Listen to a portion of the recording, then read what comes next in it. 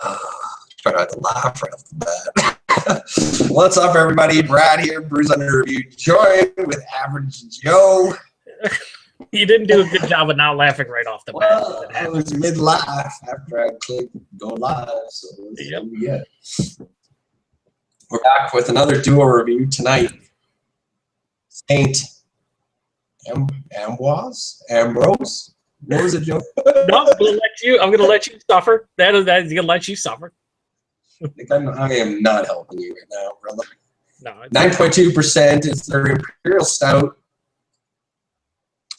How did they word that? I really liked bourbon wood aged, and we were debating whether it's actually barrel aged or if it was like staves or spirals. But I just think that's how they worded bourbon wood aged, so I'd imagine it's barrel aged in bourbon barrels. So we're gonna go with that, though. We're hoping. We're hoping. It is also 84 IBUs. Not that matters. But. And 2013 vintage. Yep.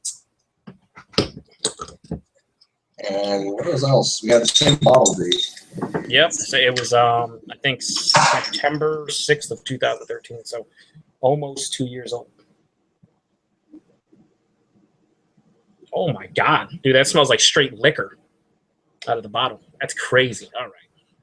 Liquor or licorice? Like no, liquor. Like smelling a bottle of bourbon. What? Okay. Looks nice. Oh. Pitch black. Wow. You just getting lots of bourbon, or what's going on? No, I'm just saying that's crazy dark. I mean, 9%. I don't know. Even the hedge is just like it's dark brown. That's insane. Let's check the aroma. Let's get to it. Oh. Yeah, bourbon right off the top, like pungent bourbon. It's a little bit hot, baby. No, it's not really hot. I hate that word. Bourbon, there's like the oak tannic kind of aroma too, or just maybe just oakiness. Yeah, getting a little touch of dark fruit, like maybe like a bourbon soaked raisin kind of thing going on. A little dark fruit. A little bit of vanilla.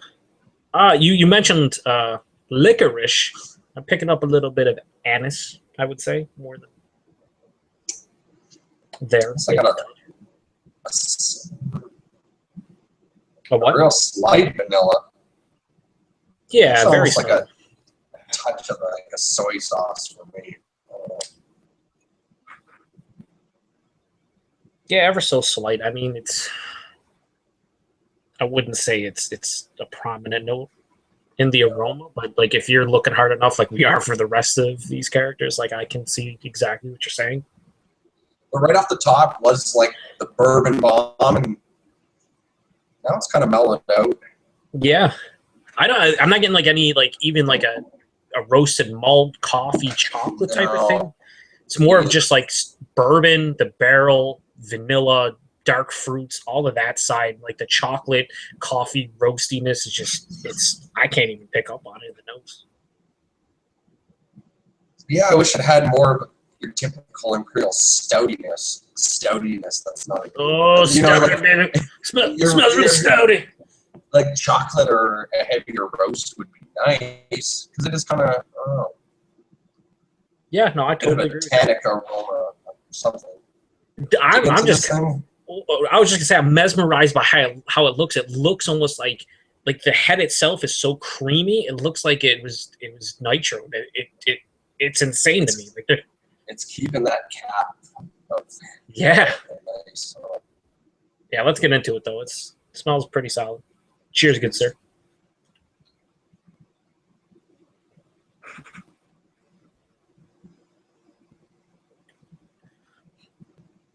Was not expecting that at all. Wow. What did you get? Not what was in the nose at all. No.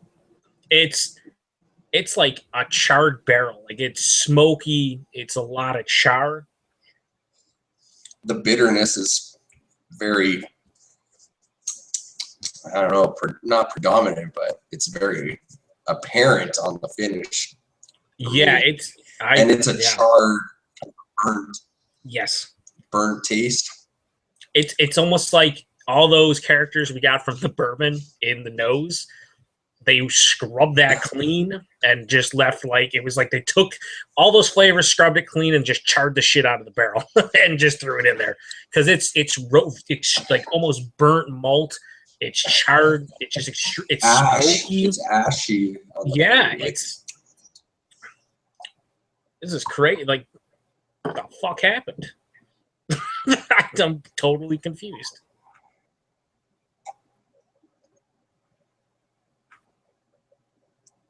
I get that little sweet dark fruit, maybe mid palate. There's the bourbon a little up front, but the finish is that charred ash, very bitter. Maybe even almost a touch of a real dark chocolate in the finish too, but real faint. It's fine. It's okay. I don't know. The third sip I just took, actually, I don't know what the fuck's happening. My palate is clean. I've only been drinking water for the last 3 hours, so it's not like I've been fucking eating dinner and all kinds of crazy shit. But I just took the third sip. I just poured a little bit more from the bottle in. Right up front, real nice, sweet, dark chocolate. Went into that sweeter, dark fruit you were talking about, but subtle. It wasn't as big as it was in the nose. It still finishes with that ashy, charry, barrel type character. But then I kind of pinpointed for me what the bitterness was. It wasn't as much as the roasted bitterness from the malts, but an oak tannin bitterness on the back of the palate. I picked up on the last sip. The mouthfeel is phenomenal though. It's kind of reminding me of the Woot Stout we just had last week. It's super creamy, very velvety, smooth in the mouth. The body, medium, not as full as maybe the Woot Stout, but it's still higher side of medium as opposed to full bodied. It's there. I mean, you're drinking a Imperial Stout, but just one of the best things about this is, again, the mouthfeel and the body. I feel like it's very appropriate, and how smooth it is really does remind me of the nitro, having a nitro beer out of nitro, Left Hand Milk Stout. Not that creamy, not that smooth, but there isn't much carbonation in here. 9.2%. It doesn't seem boozy. I mean, the bourbon's certainly there on the aroma and on the flavor up front, but doesn't come across as a boozy beer or anything. No, I mean, for 9.2%, I hope not. It's 2013. Yeah, I mean, it's almost 2 years old. So yeah, I went into this with the notion that it shouldn't be boozy whatsoever. I was when I popped open the cap though, it was instantly just reminded me of having bourbon in a snifter, just going to smell it for the first time, and just how the alcohol kind of hits you with all the bourbon characters. But that has died out to it's just you're talking about, just really burnt, charred barrel type of thing going on. I'm actually enjoying it more as I drink it though. You're almost more dark fruit now for me. Yeah, we should probably kind of sweet bourbon. We should probably point out. I mean, ours mine's room temperature at this point. So you know what I mean. It's one of those things. Damn close. Yeah. Yeah, a little cooler. That's the key to having the mouthfeel not be super thin. Having a really cold beer. Wow. Too. I'm not saying some guys might drink them too cold. Well, no, I mean, with a beer like this, you can't just pop it out of your fridge and just go to town on it. I mean, you can, and you can drink it any way you want, but I don't think you're going to get the full experience of what they entail when especially on here. Then they tell us I mean, when breweries kind of specify, they say 13 to 15 degrees Celsius. So, you're talking, they want you to drink it in the 55, 60 range Fahrenheit. So, a little cool. Mine's probably a little bit warmer than that. Mine's probably at this point, because it's been out an hour and a half, it's probably hour and 45 minutes is probably the mid 60s, but it's working well. I am getting warm and into the stomach, slight into the stomach. You can feel it sitting kind of there, and it's warm, but not anywhere on the palate. How's that bitterness for you on still now? It's kind of fading away. I think it's getting a little bit sweeter where I'm getting more of like that dark sweet chocolate, a little bit more of the dark fruits, and even like a touch of vanilla that's kind of washing over that what I perceive to be oak tannin bitterness. It's still somewhat bitter. I mean, it's leaving a residual bitterness, but it's not. I thought it was going to keep on building up where it'd be almost, borderline upsetting to me. Like, getting to the point where like I drink half the bottle, and then I'm like, I don't like real bitter beers, but I also don't like super dry beers. This isn't dry, but it's bitter. Yeah, it's got a little bit of the chocolate going now. I don't know. It seems like it doesn't make the mark for some of the better imperial barrel-aged stouts I've had. No, but I'd agree with that. But I'm starting to enjoy it more. I think first impressions, if I was at a beer fest or at a bottle share and someone pours, 2, 3, 4 ounces of this, I probably would be disappointed because I wouldn't get the full experience of drinking an entire 12-ounce bottle, because I think the first 2 or 3 sips kind of disappointing.